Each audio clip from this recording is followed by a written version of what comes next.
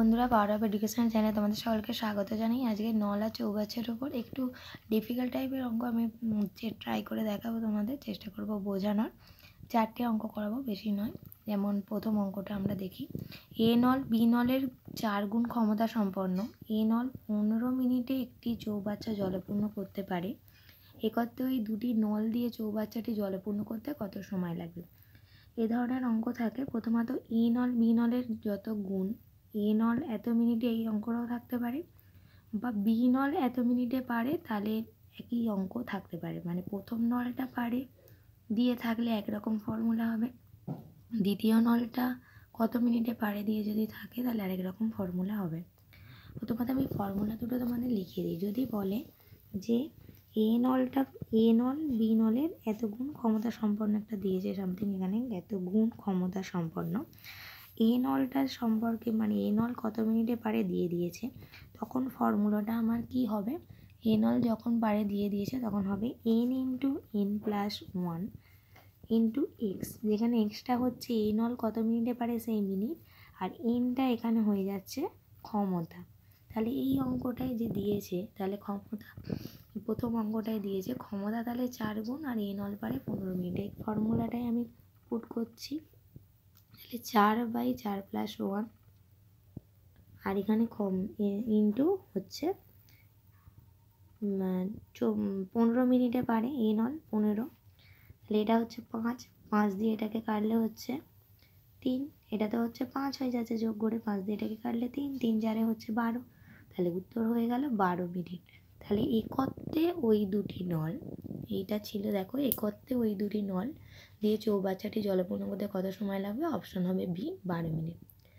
একই জিনিস যে বললাম দুভাবে আসে অঙ্কটা। যেমন এই অঙ্কটা দেখো, এ নল বি নলের 3 গুণ ক্ষমতা সম্পন্ন। দেখো বি নল 16 মিনিটে একটি চৌবাচ্চা জলপূর্ণ করতে পারে, একত্রে ওই নল দুটি দ্বারা চৌবাচ্চাটি জলপূর্ণ করতে কত সময় লাগে? তখন কিন্তু ফর্মুলাটা আলাদা হয়ে যাবে। যখন এবার বি নল বলছে, ফর্মুলাতে যখন বলে দিচ্ছে যে এ নল নয়, আর এবারে বি নল বলে দিচ্ছে, তখন বি নল বলে দিলে ফর্মুলাটা কেমন হবে? এই ওপরে এনটা কিন্তু আর থাকবে না, মানে হবে x/n প্লাস 1। এবার এখানে ক্ষমতাটা দিয়েছে 3, আর এক্স মানে বি নলটা পারে কতক্ষণে দিয়ে দিয়েছে? 16 মিনিটে। তাহলে 16/3, 3 প্লাস 1, তাহলে 16/4 সমান হচ্ছে 4 মিনিট হবে উত্তর। দেখো তোমরা 9এরটার উত্তর এখানে কি অপশানগুলো আছে? 5 মিনিট, 6 মিনিট, 4 মিনিট, 3 মিনিট। এই 4 মিনিটটা হবে উত্তর। তাহলে আমাদের খেয়াল করতে হবে যে প্রথম নলটা বলেছে অঙ্কে, না দ্বিতীয় নলটা কত মিনিটে জলপূর্ণ করতে পারে বলেছে। প্রথম নলটা যখন বলবে তখন ফর্মুলাটা তাহলে হবে n/n প্লাস 1 ইন্টু এক্স, আর যখন বি নলটা বলবে, মানে দ্বিতীয় নলটা বলবে, তখন ওপরের এনটা হবে না, জাস্ট x/n প্লাস 1 হবে। এই দু ধরনের অঙ্কর মধ্যে এক ধরনের অঙ্ক মাঝে মাঝেই রিলে কেন যে কোনো চাকরির পরীক্ষাতেই আমরা পেয়ে যাবে চট করে। তখন ফর্মুলাটা জানা থাকলে অঙ্কগুলো করতে জাস্ট 2-3 সেকেন্ডের মধ্যে সময় লাগে, কিন্তু আমাদের জানা থাকতে হবে। আর একটা অঙ্ক দিলে তোমরা অনেকেই বলো পারি না, ঘাবড়ে যাই, অনেক ক্যালকুলেশন করে বার করতে হয়, অনেক বড় হয়ে যায় অঙ্ক। সেই টাইপের একটা অঙ্ক দেখাচ্ছি। যেমন দুটি নল দিয়ে একটি চৌবাচ্চা যথাক্রমে 20 মিনিট ও 30 মিনিটে জলপূর্ণ করা যায়। দুটি নল একসঙ্গে খুলে দেওয়ার কতক্ষণ পরে প্রথম নলটিকে বন্ধ করলে চৌবাচ্চাটি আর 10 মিনিটে জলপূর্ণ হবে।